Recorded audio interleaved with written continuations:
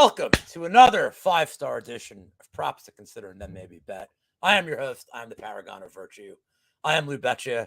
Last week was a bloodbath. It was awful. One of my worst weeks ever.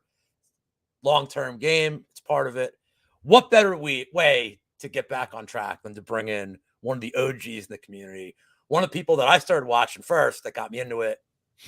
Even though he's a Braves fan, he's all right by me.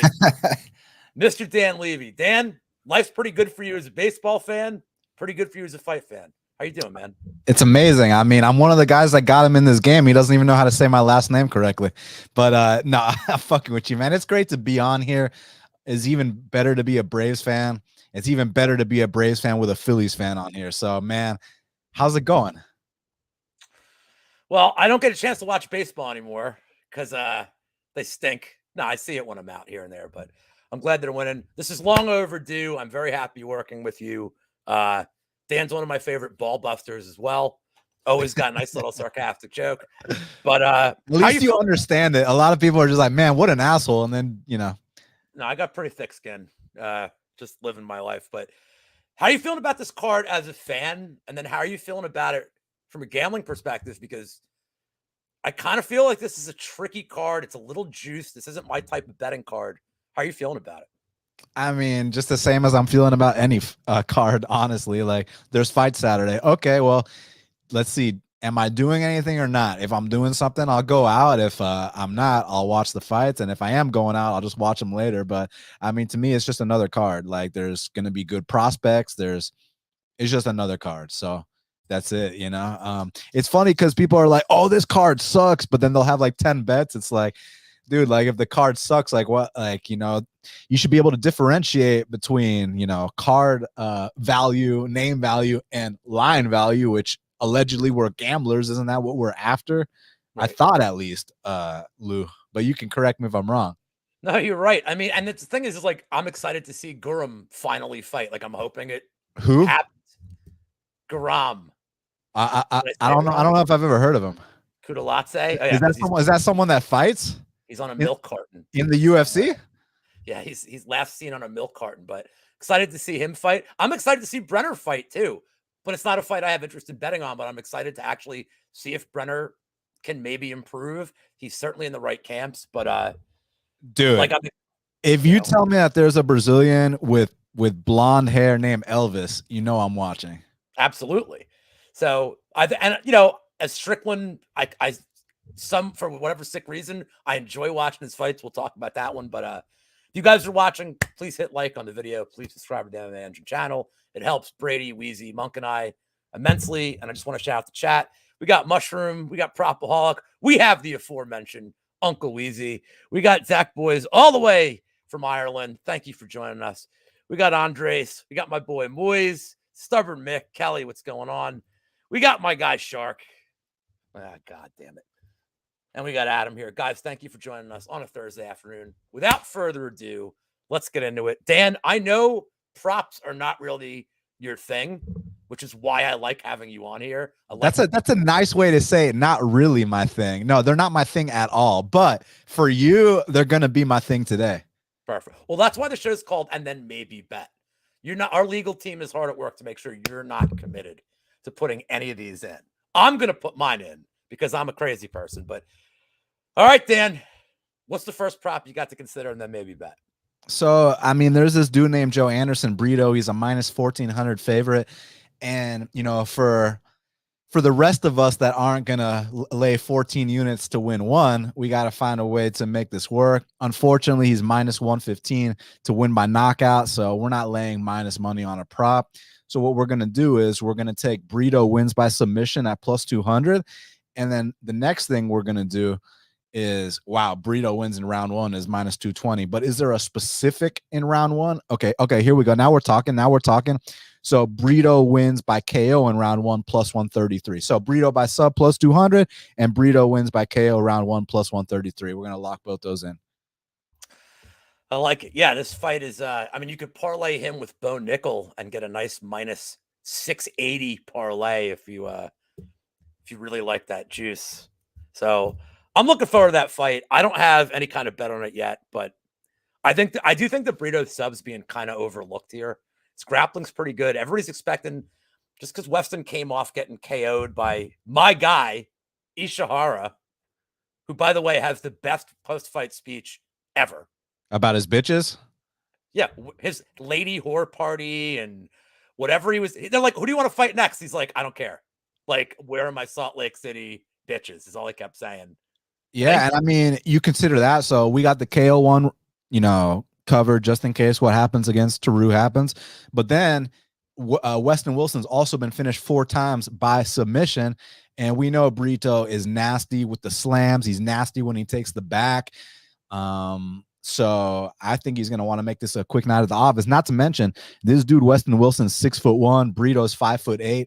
So, and I'm not saying Brito can't come out here and knock him out. There's a reason we took the KO1 prop, but just in case he feels like that length is a little bit too much to deal with, he doesn't want to, even fuck around on the feet. Take this motherfucker down, take his back and choke his ass out, plus 200. So, yeah. And he comes out hot too. So I love that play a lot. Let's see what I want to go to, and I'll save that one for the end. Let's get to now I heard something on your show that I want to talk about. So let's talk about this Melissa Gatto, Ariane Lipsky fight. So, shit, what did I say on my show? What am I about to regret?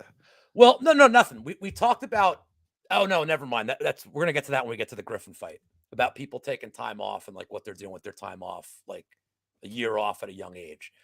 So I'll get to that when I get to the Griffin fight. So I'll start with Melissa Gatto. So I feel like this line should be like Gatto was a path where she looks minus 1,000 here, which is a very clear advantage. But I think what people are sleeping on is her striking's not bad. She's not afraid to get inside. She's not going to stay at distance. She's not only shooting takedowns.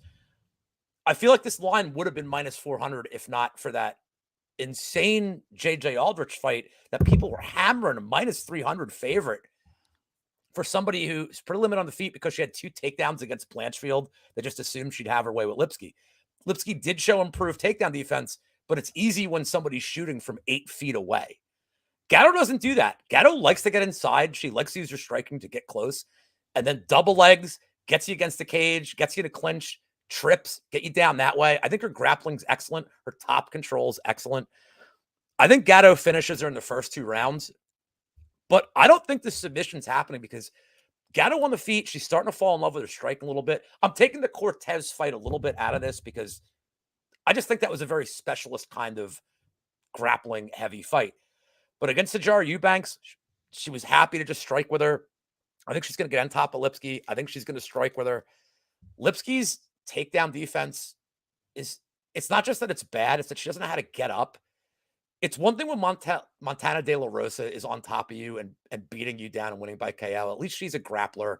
This is her specialty. The Shevchenko look, man, it's so bad I can't get it out of my head. Shevchenko's had 3 takedowns in the UFC. 1 against Lipsky and 2 against Brady's homegirl, Fire Fist Jiyeon Kim. This is not somebody who gets takedowns. And yet she was able to easily get Lipsky down and stay there. Gatto's a specialist. She's going to rain down like a lot of ground and pound. I think the round 1, round 2 KO is kind of interestingly priced at FanDuel. It's plus 550. I like Gatto in the distance period. It's one of my favorite bets, but I'm going to play that KO prop first 2 rounds. This is what we're going to do. We're going to put 1 unit on Gatto by TKO plus 510. We're going to put 1 unit on Gatto by sub plus 280. And we're going to put 1 unit on Gatto by decision plus 230. So if she wins by decision, we win 0.3. She wins by sub, we win 0.8. But if she wins by KO, we win 3.1. So either way, we're profiting. There you go. And you don't have to lay this chalk that was once minus 150, Lou, and now is currently minus 250. So shout out to my buddy that steamed it, but I'm not, in the business of playing shit $1 worse than it already was. I'm not in the business of playing props either, but for Lou, those are the props that I'd consider and maybe bet. That's what the show is called. I love it. All right, Dan, you're up next. What's the next fight you got for us? Let's look at this co-main event between Damir and Grant. And I think it's interesting that it's at over 1.5, but I mean, we're not laying minus 400 on any bullshit like that. So what I think we can do is, is Magulov round 3 at? Ooh. So is Magulov round 3 plus 2,100. That's an option. And then let me see what both dudes by decision is. So both dudes by decision, because they're both pretty damn tough. DK has it. Damir, sorry to interrupt. Plus 140 for Damir, plus 240 for Grant on DraftKings. So okay, so if Damir won a decision and we what was the first one I said? Round 3. Do you want a method or just any round 3? Yeah, okay, so that's the issue. So if I go with the round 3 and I go Grant by decision and I go Damir by decision, I'm gonna lose money on the if Damir if Damir wins by decision, I'm going to lose money, right? If I put a unit on each. So it has to be like a 0.25 on the round 3 prop, right? If I want to money manage this in a way to where I can profit no matter which one of the 3 hits, right? So it can't be a full unit on the round 3. It has to be like 0.25. And then we put 1 unit on the Damir by decision and we put 1 unit on the Grant by decision. Love it. Let's see what happens. Love it. I'm waiting for the same game parlays to come out for that one. I have a unit on Grant Dawson. I got it at plus 105. I don't feel great about it. I think there's a lot of questions I don't know here, but the one thing I do know is when they release these same game parlays, and I don't know how much you screw with them if you ever have, but I love targeting ones where I think a round 1 takedown can happen because you get insane value. You don't even care who wins the fight at that point. You're doing like a round 1 takedown for Dawson and over like a minute and a half, you might get even money. I don't know if Dawson's going to get a takedown. I think Damir's takedown defense is a lot better than people are giving him credit for, but he's not going to go 0 for 0.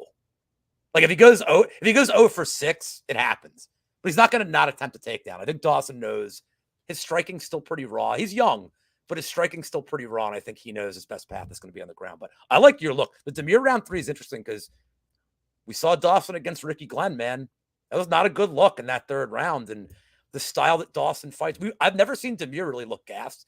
We've seen Dawson look pretty gassed. You were talking about the Madsen fight. You had a bet on Madsen in that one, didn't you? Yeah. But I mean, like, so the Madsen fight, we already know how Madsen drops him and then dude takes Madsen the back. But the Rick Glenn fight was the one where he gassed out in round 3. But then on the other side, like Damir, he allegedly had some health issues. That's why he retired. And now he's coming back because allegedly he fixed it. So we just don't really know like the state of what his deal is right now. At least with Grant, we know after that Rick Glenn shit happened, he went away from Krause. He went to ATT, which that's all narrative. But at least we saw in the results the following fight that he didn't fall apart round 3, the very next fight. Right. So I think that he's heading in the right direction. But you know how Khabib always talks about your wrestling is 0, your grappling is 0. I mean, that's kind of how I feel about Grant Dawson striking. I feel like your striking is 0, your defense is 0. So on the feet, I think this is Damir all day. But I do consider them both super tough guys. That's why I kind of see it going a little bit longer. Yeah, and Dawson's still 29 too. He's still right in his athletic prime. He's still improving, I think. So yeah, I think that's a fun fight to target. All right, let's get to this Griffin Morales fight because this is where I want to bring up what you said on your show. So what did I say on my show that I'm about to regret? No, there's nothing you're going to regret. I think it's an interesting point Come on, give it to me. Give it to me. So you said we haven't seen Morales in over a year.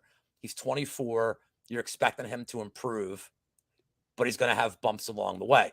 Mm-hmm. One of the challenges that we have as cappers when we look at tape is that when somebody's away for a sustained period of time, we really don't know what they're doing. And like the perfect example of that is Natalia Silva. She was gone for 3 years. You looked at her tape. It was terrible.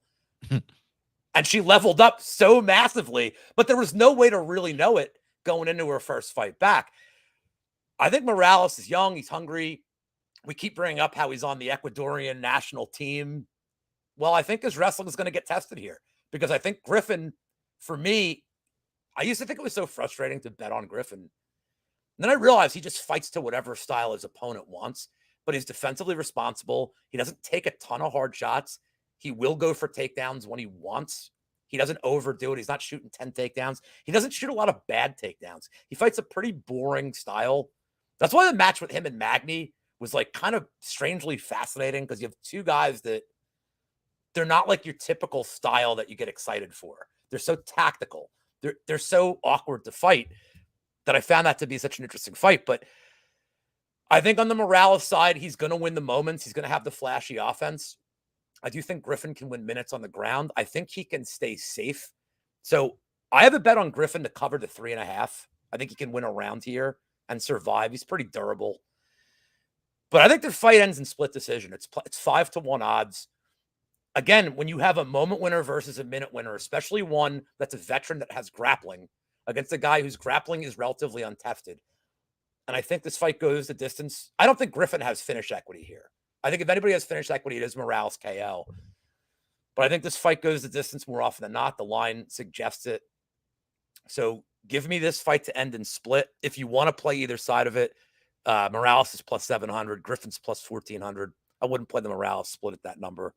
But plus 500 for this fight to be super close and end in a split. What do you think about this? I know you think that Griffin's at least going to pose a tougher challenge for him. It's the best guy he's ever faced by far. Yeah, no doubt about it. I mean, Max Griffin, he doesn't take a seat for anybody, man. This guy's going to be there 3 hard rounds for the most part. I mean, we've seen him wobbled before, but we've also seen him go out there and land a lot of knockdowns. So he's a very tough guy. And as far as what I was saying regarding, dudes and layoffs and all that, I think, being worried about a layoff, like as if that's a huge factor, is almost like a myth. And I'll tell you why. Like, unless you're dealing with like a reconstructive surgery, like a Chris Weidman, yeah, we know when he comes back, he is not going to be the same. And he was already on his way out prior to the leg injury. So like when you've had one of those reconstructive surgeries and you're coming off a layoff, yeah, go ahead, fade all day.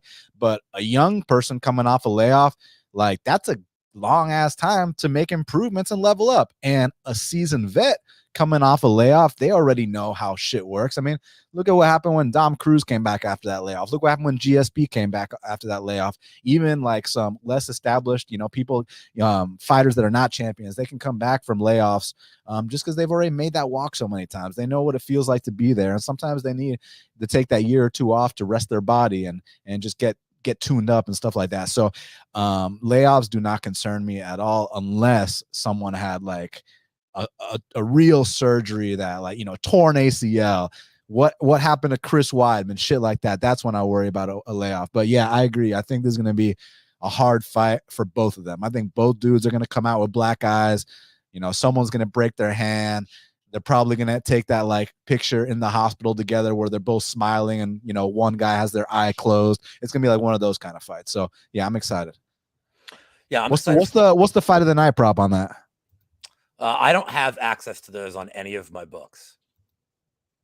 Is that a bet online prop? Let me check real quick. I'd have to bring my laptop because that's where I have my. You know how you don't even have to type in your info; you just click log in because it's already saved. That's how I got it on my laptop because my bet online password is like A534105 exclamation point at you know what I'm saying? So yeah, I don't even remember it. I just got it saved. But as far as bestfightodds.com is concerned, they don't have a fight of the night prop listed. So I don't know. But what is it usually? I've never bet on one of those before. I don't know. This is I'm too busy focused on betting ball shots to worry Punchless about MMA. Say, can I say my bet online password again? Yeah, man, it's 35 exclamation point at 12 ATL Dan Levy 3,500. See, we're more than just a prop show. We do financial advice as well. Now you know my password. Oh my God. Don't bet 14 units to win one on Joe Anderson Brito. All right, what's the next prop you got? I only have one more that I'm going to talk about because the last one I'm going to do is I don't want to spoil it at the end, but so it's not yam bag time is what you're telling me? Not yet, but we're getting close. We are getting close. Okay, so the next prop we're gonna do is I want something with Bonfim because I think he's gonna beat the shit out of Benoit Saint Denis. Awesome. I'm just not sure if he's gonna finish him or not because like you saw like the kind of ass whooping that dude was willing to take against Zaleski, but at the same token, that was in the desert in Abu Dhabi with some ref that only got to work one UFC fight ever in his life. Then they got rid of him. We never heard from him ever again. And this is at the Apex. So he gets hurt like that at the Apex and they're calling that shit. So let's take a look at what these Bonfim. I got something on this one too. So that's good. Glad you So And real quick, let me pull up the UFC stats because I'm curious. Did Benoit Saint Denis suffer any knockdowns against Zaleski? Because I don't think he did. I think he just wobbled all over the place, right? He was definitely against the cage, getting Yeah, battered. yeah. Bro, he didn't fucking even get knocked down. Like this dude Zaleski goes out there and lands, throws 207 distance strikes, and 149 strikes landed, dude. well, that's significant. I But mean, okay, I thought landed. but oh no, you're right, bro. You're right. Um, yeah, sometimes this shit fucks me up. Okay, so 167 total, and he threw 279. So you're throwing 279 strikes, and this dude didn't even, I mean, I'm gonna say he didn't even flinch, but he definitely flinched. He definitely flinched, Lou. He flinched. He definitely wobbled all over the place. He just didn't drop. So it's hard to predict if Bonfim's gonna drop him or not. But man, I do think Bonfim is going to wobble him with hands. I think Bonfim is going to set him up, some nice jabs to the body, get his hands start to drop, go upstairs with something big. And they got the over under set at 1.5, which based on this kid's durability, I would assume that it goes over. But the thing is, like, how many points off the chin? Like, if we rated Saint Benoit, what's his name, Benoit's chin on, like, let's say we created him on the UFC video game and we gave his chin a 99 rating going into the Zaleski fight. Well, how many points off that 99 did Zaleski take? Because I know the subsequent opponents, Nicolas Stolza and the dude with the mustache, they weren't able to capitalize. Miranda. But this is someone that might be able to capitalize. So if that 99 went to an 82, well, maybe Bonfim is live for the knockout, and there is a plus 200 knockout next to his name. And Benoit Saint Denis is known for being more of a ground specialist. So if he is to get subbed, I think it'd be more of getting dropped, taking a bad shot and getting subbed, kind of like Malat and Fugit. So I'm going to go with the 200 on Bonfim by KO. I love it. I know, the wiki capping people have said, well, he's never been finished. Well, it should say round 2 KO for Zaleski dos Santos, because that's when that fight should have been stopped. That's when any ref on the planet would have stopped that fight. So I know my buy blood money bets, my guy Cody likes the over 1.5 here. It's minus 180. I tend to agree, but I agree for different reasons. I don't think it's because of a durability side with Saint Denis. I think it's that we know what the strategy is going to have to be. His striking defense is terrible. He's going to have to close the distance immediately. He can't stay at range. If he's at range with Bonfim for more than 3-4 minutes in this fight, he's getting finished. I just think it's that simple. He can't defend the angles this guy shoots at.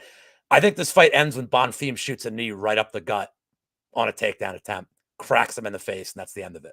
So you think my guy is going to have back-to-back knee knockouts inside the octagon? Now, let me ask you something. Has that ever been done before? Has anyone ever won via back-to-back knee knockouts inside the octagon? I'm sure it has, and you know who, but I have no idea. Well, let me think, because I know Anderson Silva knocked out Chris Liebman with a knee, and he knocked out Rich Franklin with a knee, but were those back-to-back fights?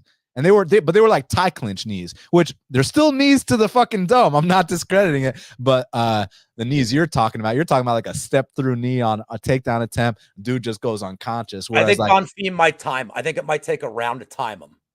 Yeah, and that goes back to that over 1.5 that he was talking about, that I was talking about as well, where it's like, back to the chin rating. So we knew his chin was a 99 in that Zaleski fight. We knew that the mustache guy and the Stolza guy couldn't test it, but we know that Bonfim can test it. So where is his, what's the true line on his chin? What are the true ratings on his chin, right? Is his chin really an 82? Is it actually, did Zaleski actually bring it down to a 70? Because Bonfim is going to touch him. That's the bottom line. And like someone in the chat was talking about, Bonfim known for being more of a volume guy, being known for more of like an accumulation guy. I mean, you're right, he is, but that accumulation adds up. And when you're deep into a fight and one of your eyes is already closed, your nose is broken, you're starting to gas, you're starting to shoot from a mile out, it doesn't take much to lay someone out. And then you go back to the knee that my boy is talking about. When you're already compromised, it doesn't take much for a knee to put you out, no less. So yeah. So I like the round 2, round 3 KO. It's plus 500. I wanted to do the round 3 KO and just do a round 3 prop, but it's plus 1,200. I need a lot more than plus 1,200 to ever do a round 3 prop. It's such a specialized bet. Saint Denis hasn't shown that he has a real cardio issue. To me, it's more the accumulation of damage than a cardio Absolutely. issue. But to your point, if this gets clinchy against the cage and Bonfim can land some knees to the stomach and at least start to sap that cardio a little bit, he could compromise him where he is. Like you mentioned it perfectly. He's going to start shooting from a couple of feet away. They're going to become very obvious to read. And that's where I think that knee's coming. But we'll see. But let's get to the main event. How about that? Let's talk about the main event before it's Yammer's time, because that's the main event of this show. But we got Sean Strickland against Abus Magomedov in a very strangely booked main event, I would say. A main event that doesn't really make sense on paper to me. But it makes all the sense because we want to know exactly how good Magomedov is. Like, think about this. You could, use everybody else's logic and be like, well, he only beat Dustin Stoltzfus, so why don't we go put him in there with Dwight Grant? Why don't we go put him in there with, fucking one of these other guys, with Jordan Wright? Why don't we do, why don't we waste everybody's time and put him in? You see what I'm saying? Where it's like, what's going to happen if he fights Dwight Grant. What's going to happen if he fights Jordan Wright. What's going to happen if he fights Dusko. So let's not even waste anyone's time. Let's find out how good this guy is right now, because it's not like we're dealing with some 7-0 prospect, Lou, where those are the guys like he's like, if you're 7-0 and you knock out Dustin Stoltzfus the way this guy did, okay, then we're going to give you Dwight Grant. Then we're going to give you Jordan Wright. Then we're going to give you Zach Paug. I know these guys are in different weight classes, but you get my point. Like that level, that tier of fighter, like that's when we build you up slowly. But what's this guy record? Like 21-4 or something crazy like that? Like, bro, like you were already fighting for world titles back in 2018, 2019 against Lewis Taylor. Like, we don't need to build you up. We want to see how good you are right now. And Sean Strickland is the ultimate litmus test for the top 5 at 185 pounds. Like, if you're good enough to beat Sean Strickland, that means you're a top 5 guy right now. And if you're going to, back to the accumulation, back to getting your eyes shut, back to just, getting peppered with shots for 5 straight rounds, if that's what's going to happen to you, then clearly you're not ready. But they felt like there's no need to give him any softballs. Let's see where he's at right now. So I fucking love it. So who do you like for this fight? It's tough. I know you don't have a bet on it. I know that. No. I mean, I think it's a dog or pass situation, but it's like, it's tough for me to give a confident pick because I don't know how good Abus is. I'm with the matchmakers on this. This is the fight that's going to let me know exactly where he is. Like, it's easy to draw conclusions from future champ, based off the Stoltzfus result, to complete fraud based off the Stoltzfus result, because you have no idea off a 20-second knockout. Beautiful knockout. You handled that guy accordingly. How do you handle Strickland? This is going to let me know everything I need to know about this kid. So I got 2 things to add to this. One's a narrative thing that I think is false. And that is that, well, Strickland's been, his chin's been compromised, but like, come on, man. You got knocked out by Pereira. It's not a great look, get knocked out quick, but forgivable. And then he got knocked down at 170 by Zaleski dos Santos a while ago. And I don't think 170 is something Strickland should be at. I think that kind of weight cut compromises him. So it's at 185. He's only ever been finished once by a guy who was just the champion. So, because I see people saying, wow, Magomedov round 1 KO, but like, do you really think he's like that many levels above Strickland? Like, I don't. Now, the other part that's screwing with me here is this line movement, because somebody dropped a bag on Magomedov yesterday, and this line shifted 15, 20 cents. So I'll say, for the sake of the show, that Strickland out volumes him and wins a decision because it's a Sean Strickland fight. But from a betting perspective, I don't need to force any action on this, but I think this becomes a live bet after round 1. If Strickland loses the round, but he's not hurt, and you get him at like plus 150, plus 160, then maybe I trust that he's been in 5-round fights before, that I know his volume. I mean, even just fighting Imavov, like, after like no notice, just like, yep, I'm not even been in camp. Like, his cardio is never an issue. We still, maybe in round 5 it was, but he still throws a lot of volume. He kind of plays with his food. That's the part I worry about. But I'll wait till a live entry after 1. Let's see what's going on. Let's see how Magomedov looks. I'm interested in Strickland as a dog after 1. I don't think I'm interested in any other variation of that bet. But it's a tricky fight to bet, I think. Pre-fight, I think it's a very tricky fight to bet. Yeah, and that's why I'm glad they made it, because it's like I have no idea what's gonna happen, and those are like my favorite kinds of main events where it's like I need to sit down and just see what the hell's gonna go on. Like I could have turned off Amanda and Irene after one round, like that shit. Then that stuff doesn't do it for me. Like you could already see after 5 minutes what direction that fight was going. Whereas this one, like, dude, I have no idea. I mean, Topuria, like the Topuria fight played out. Aside from it not having a finish, I think it played out like the majority of people thought it would. Well, the Topuria fight answered a lot of questions. How does he do in extended fights? How does he deal with output? How does he deal with one of the heaviest hitters in that weight class coming back at him? I thought Topuria showed he's a top 5 guy right now. Like we don't even need to test him anymore. Like we can give him one fight before the title shot, or we can give him the title shot. Like he's literally right there.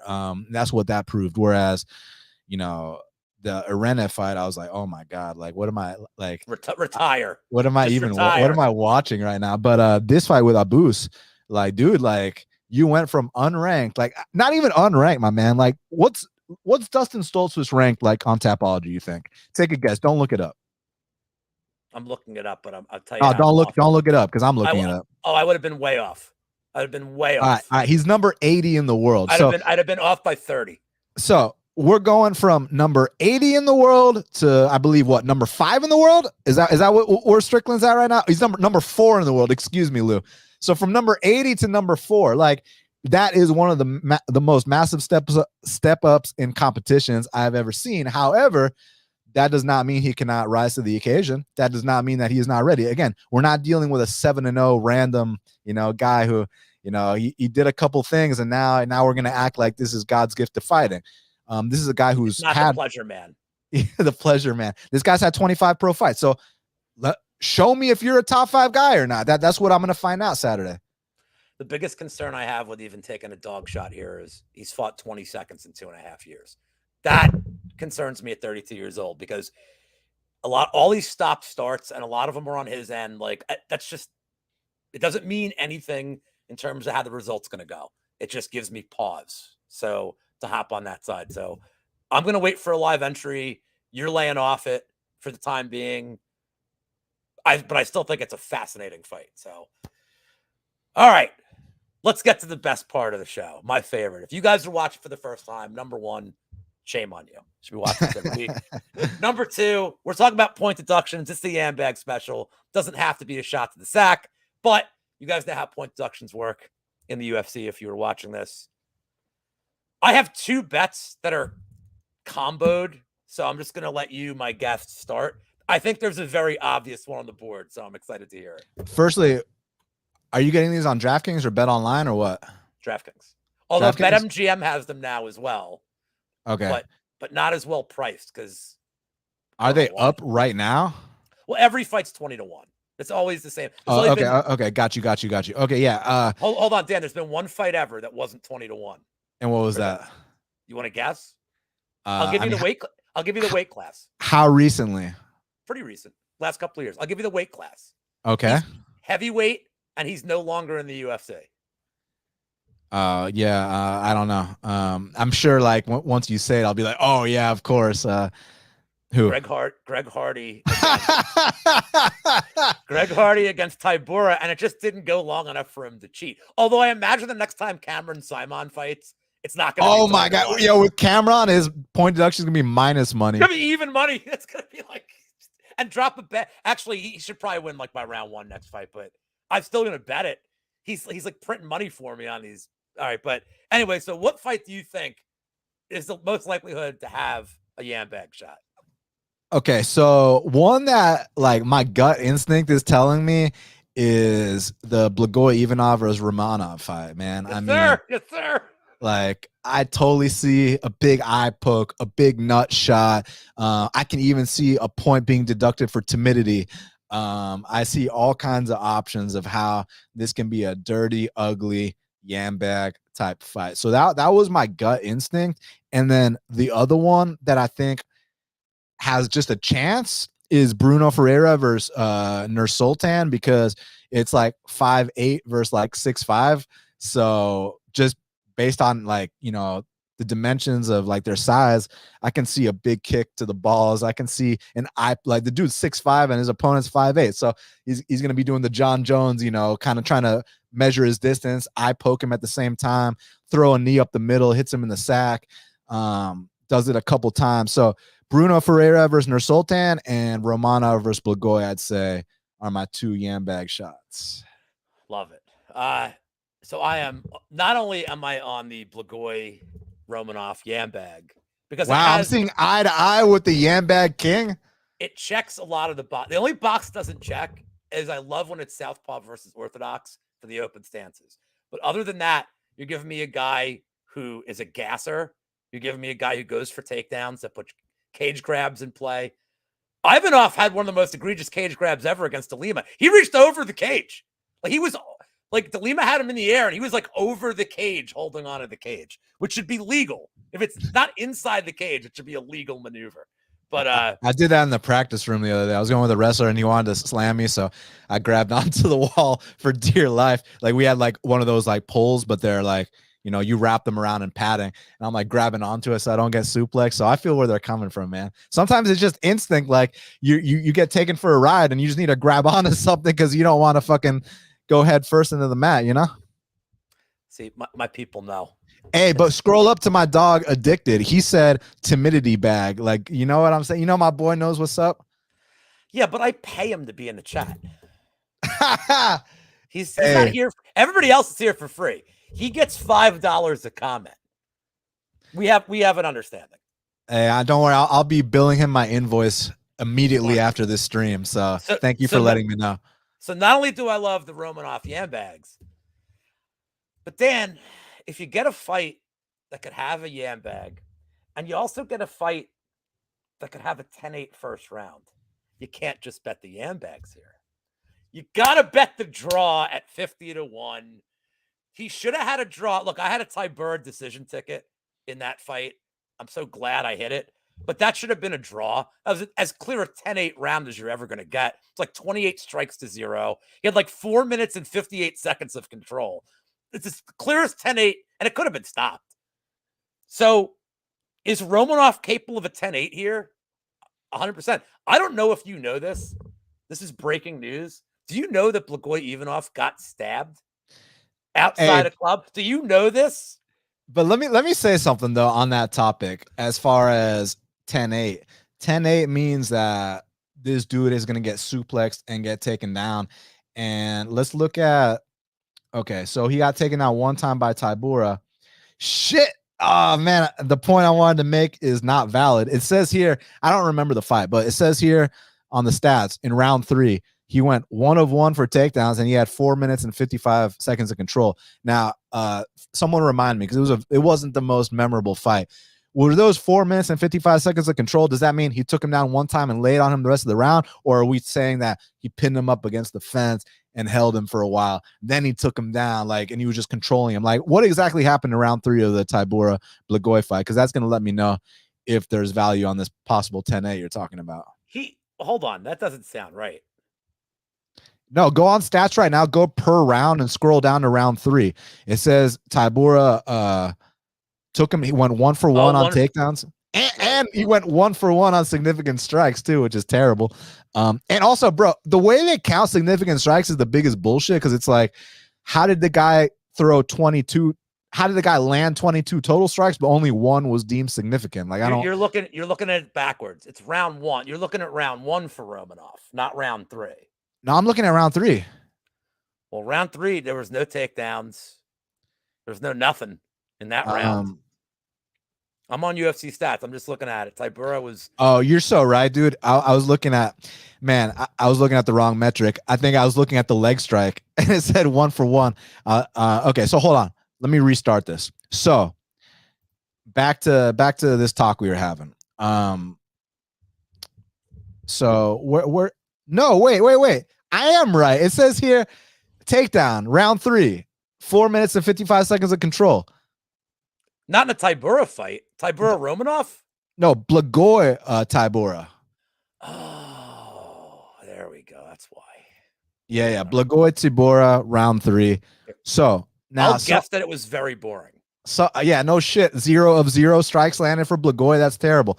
Someone remind me what happened in round 3 of the Tybura Blagoy fight, because if this dude really went 1-for-1 on takedowns and had 4 minutes and 55 seconds of control, that means he controlled him the entire round. Was it against the fence? Did he take him down and hold him down? Like, I don't remember. So because back to your point, if Romanov can recreate that against Blagoy, then the 10-8 is a valid option. You know what I mean? So it's just, when I think of Blagoy, I think of a lot of clinching. I think of a lot of low volume, a lot of staring, a lot of split decisions, a lot of boring striking fights with low output, right? Right, but I look at this differently. The Phillies need a pitcher, and the only way they're going to get it is if I hammer this draw and slam this 50-1 prop. I'm going to parlay it with Brito money line to get it at plus 5,032, just for that, little bit of extra, squeeze that juice out of it. And then the Phillies can get like a number 2 pitcher, man. Then we could be competitive. Yeah, I mean, listen, you guys are only 10.5 games behind. It's not the end of the world, Lou. So you never know. You guys might have a chance to sneak up. And if it's any consolation prize, even though y'all are in 3rd place, y'all are better than the 1st place NL Central team, the Reds. So it's we're not better than the Reds. Well, you got a better winning percentage than the Reds. But we're not better than the Reds. That's a funny team. That's a fun team right now to watch. But I mean, not as fun as who, but I agree. The Mets are a disaster. It's hysterical. But the Mets. The Mets are so fun. The Mets are a lot of fun to watch. Yeah, especially when we're playing them and sweeping them in their hometown. I think the Mets are tremendous fun to watch right now if you hate them, but it's so fun because of their fans. Their fans is what makes it fun. Because I gotta give the Mets respect. Their fans are actually passionate for them, which is what makes this whole thing fun. If no one gave a shit about the Mets, then we wouldn't make fun of them as much as we do. But since they do have that little brother syndrome towards the Yankees, and then you have giants like us as 1st place in the division, it's just really hard for them to fit in. But they want so badly to be a part of it. They want to be accepted, and that's where it's easy to just. I'm dispelling this myth. I'm going to correct you. I have to dispel this myth right now. Which one? I grew up about the Mets fans. So I grew up in Long Island, and I'm old. This guy's a New Yorker that roots for a Philly team. I moved here in 1990. Were you born in 1990? Actually, I was born in October 1989, so I wouldn't know what it means to be born in the 90s, Lou. You motherfucker. So in the 80s, the Yankees were like mediocre. They had Don Mattingly, like who everybody loved. But all of a sudden, the Mets win, and all these motherfucking Yankees fans were like, let's go Mets. So I'm like, oh my God, man. Like, what a weird, pivot. Because then they played the Red Sox, and the Yankees hate the Sox. They're like, oh, the Mets are our team now. We never liked the Yankees. And I'm like, dude, even as an 8-year-old, I'm like, you guys are the fucking worst, man. Like, what are you doing? Turncoats. Hey, shout out to my dog Andres. Libra season, you know what it is. Yeah, I don't know. November, baby. What does that make you? Does that make you a Scorpio? Sagittarius. Oh, okay. It all makes sense now. Yeah, I'm on the cusp too. So whatever one is worse for you, just let me know. I'm on that Scorpio Sag cusp. But that's going to take us to the end. I would like to thank my guest very much. Thank you, Dan. I really do appreciate it. I'm not saying your last name again, so I'm not getting my balls busted. But thank you for taking time out of your day. It's been long overdue to do a show with you. I hope we can do this again. Please tell the people where to find you, all the cool stuff you're up to. And can you give us a sneak peek as to what the technique of the week is this week or no? Have you ever seen a fight between Tom Aspinall and Alexander Volkov? Yes. Okay. All right. There you go. Well, there's your sneak peek, everybody. If you're a fan of that fight, you will be a fan of the technique of the week. My guest for the technique of the week is Wiz Bets. Wiz does. Mahdi, cool dude. He actually came to ATL for the PFL fights, and then I convinced him to come to my gym, and he put on the gi. He rolled with us, so that dude's a G. Much respect to him for having the balls to show up to my gym and challenge me to a roll in my own gym. And Stubborn Mick said the key lock. No, not the key lock, but it's close to the key lock. Key lock, kind of Americana. Nah, this is the straight armbar. I just gave it away. It's a little bit different, but your mind's in the right spot. So, yes, sir. Still waiting for the 5-finger death punch. But that 10-finger guillotine, the Ben Rothwell choke, it's gonna come. No, the Kill Bill move. I want the Kill Bill move. The good news is we got to come up with something every single week, so there's no shortage of techniques, and all your favorite ones will happen. But I didn't want to do the 10-finger to Madi. You know what I mean? I wasn't trying to get him to not want to ever do jiu-jitsu again, because that's what that fucking move feels like. I had a finger for Madi the last time I saw him. Oh, no, I'm just kidding. We were arguing over some football game. He's my buddy. He's a friend of the channel. He's one of my favorite people in the community. He knows that. No, he's a great guy. He will watch this back because I'll threaten him. He will definitely watch this back. But go follow Dan on Best Fight Picks. Everything is in the description. It's on the crawler. I know he's doing a horrible job of promoting himself. That's what I'm here for anyway. Lou Betya on Twitter. You guys know my schedule at this point.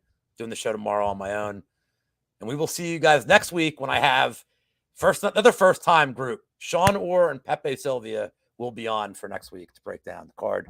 Take care, guys. Good luck. Protect your bags. See you later.